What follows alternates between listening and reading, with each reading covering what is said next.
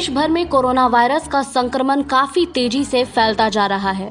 इतने भयंकर कोरोना संकट के बावजूद प्रधानमंत्री नरेंद्र मोदी समेत कई बड़े नेता पश्चिम बंगाल की चुनावी रैलियों में व्यस्त हैं। हालांकि कांग्रेस अध्यक्ष राहुल गांधी ने कोरोना के बढ़ते मामले को ध्यान में रखते हुए चरणों के लिए चुनाव प्रचार अभियान को रद्द कर दिया है। इसी मुद्दे पर डिबेट के दौरान पीएम मोदी की रैली पर सवाल उठाया तो कांग्रेस प्रवक्ता कहने लगे कि शाम को उपदेश और दिन में रैली।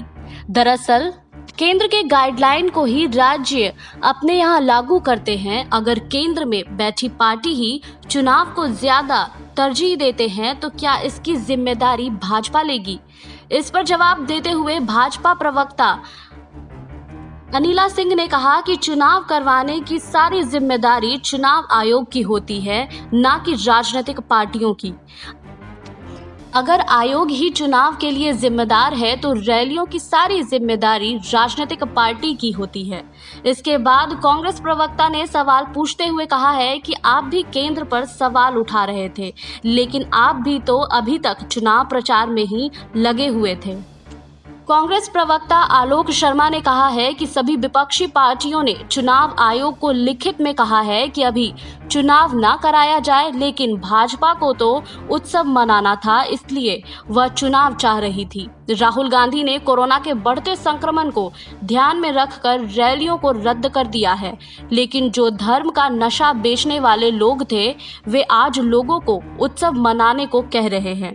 साथ ही आलोक शर्मा ने कहा है कि देश के प्रधानमंत्री शाम में दिल्ली में बैठकर उपदेश देते हैं और सुबह रैलियां करते हैं।